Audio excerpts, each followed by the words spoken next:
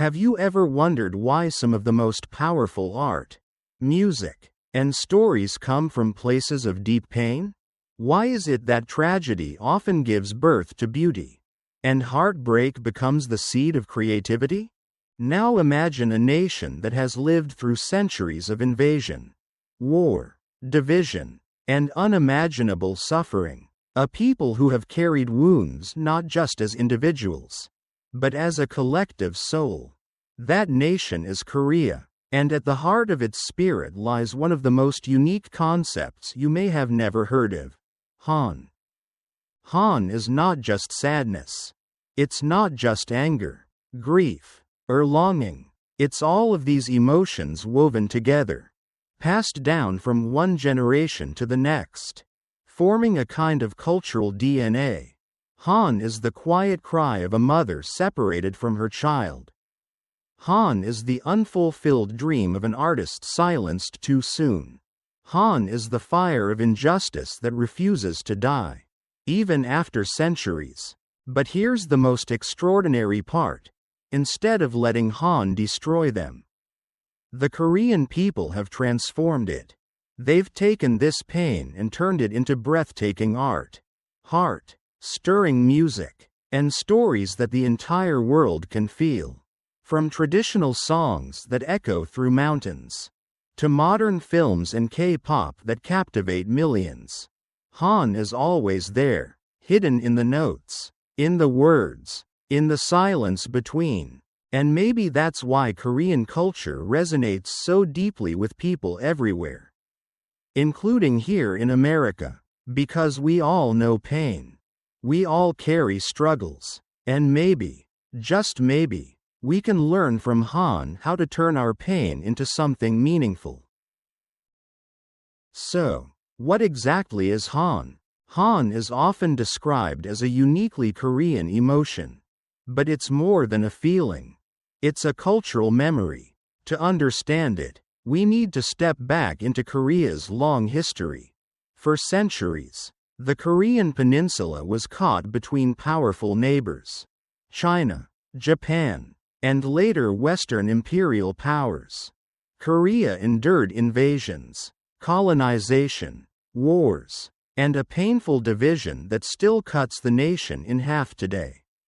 Each wound left behind not just scars, but emotions too heavy to fully express. When Japan occupied Korea in the early 20th century, millions of Koreans lived under oppression. Families were torn apart, language and culture were suppressed, and countless lives were lost. After liberation in 1945, the country was soon plunged into the Korean War, a devastating conflict that left the land shattered and millions of families permanently divided between North and South. Out of these experiences, Han was born. It became a way for Koreans to describe the unspeakable, grief that has no resolution, longing that has no end, injustice that has no closure. Unlike emotions that fade with time, Han lingers. It's carried not just by individuals, but by communities and generations. But Han isn't simply despair. At its core, Han is also about endurance. It's the ability to live with sorrow without being crushed by it. It's the quiet strength of a grandmother who rebuilds her life after losing everything. It's the persistence of a people who, despite centuries of hardship, never gave up their identity. This dual nature, pain and perseverance, is what makes Han so profound. It explains why Korean art, whether ancient folk songs or modern films like Parasite and Minari, carries a depth that feels universal. Even if you don't understand the language, you can feel it: the sorrow, the resilience, the hope that refuses to die. Han is not just Korea's story. It's a reminder of the human capacity to transform pain into meaning. And that's why exploring it matters, even to us in the West. If Han is the soul of Korea, then art has been its voice. For centuries, Koreans have expressed Han through music, literature, and performance, not to escape their pain, but to give it form, to make it bearable. Take pansori, for example. This traditional style of musical storytelling, performed by a singer and a drummer, often runs for hours. The songs are filled with tales of love, loss, injustice, and endurance. The singer's voice cracks, cries, and sometimes even breaks mid-performance. And that's intentional. The roughness, the imperfection, is what makes the emotion real.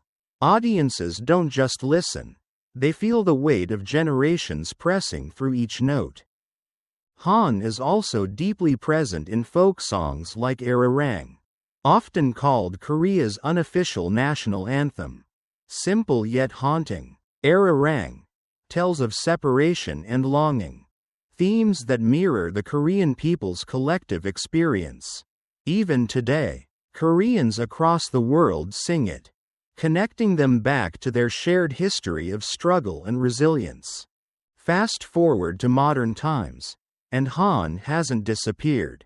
It has simply transformed. In cinema, films like Oldboy and Parasite carry undertones of injustice, alienation, and longing, all rooted in Han. In literature, Korean writers weave stories where characters grapple with loss, silence, and the burden of history.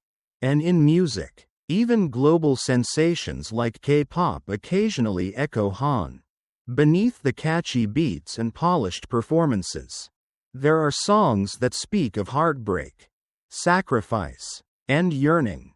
What's fascinating is how Han resonates beyond Korea. When the world watches a Korean drama or listens to a ballad, they may not know the word Han, but they feel it. The tears come easily because Han taps into something universal, the recognition that life is full of suffering. Yet within suffering lies beauty and strength. Through art, Korea has turned Han from a silent burden into a shared experience. It's no longer just Korea's sorrow. It's a gift to the world, showing us how pain can be transformed into connection. While Han began as a heavy burden, over time it became a source of fuel, an inner fire that pushed Koreans to rebuild, to achieve, and to prove themselves to the world. After the devastation of the Korean War in the 1950s, South Korea was one of the poorest nations on earth. Few believed it could survive, let alone thrive. Yet within just a few decades, the country transformed into one of the world's most advanced economies. This remarkable rise, often called the miracle on the Han River, wasn't just about policy or technology. It was about spirit. Han gave Koreans a relentless drive to endure hardship and to seek progress no matter the cost. Factories were built, industries modernized, and generations sacrificed comfort for the dream of a better future. Han, once expressed in sorrowful songs, now echoed in the determination of workers, students, and leaders who refused to let history define them. We also see Han's transformation in Korean culture's global influence today. The worldwide success of K-pop, K-dramas, and Korean cinema isn't just entertainment. It's a testament to resilience. Groups like BTS often sing about themes of pain, struggle, and healing, connecting with fans around the globe who find comfort in that honesty. Films like Parasite and Minari reveal social struggles and family sacrifices, and yet they resonate universally, earning Oscars and global recognition. Even in sports, Han can be felt. Korean athletes often describe competing not just for victory, but to honor the struggles of their people. That unyielding spirit has produced champions who inspire far beyond their homeland. What makes all of this powerful is that Han is no longer just a reminder of suffering. It has evolved into a symbol of transformation. Koreans took what could have crushed them and turned it into motivation, into creativity, into global influence. For many around the world, especially here in America, Korea's story offers a lesson. Pain doesn't have to be the end. Like Han, our struggles can be reshaped into energy that drives us forward, into art that speaks across cultures, and into successes that inspire generations. So what can we learn from the Korean spirit of Han? First, Han teaches us that pain doesn't have to be wasted.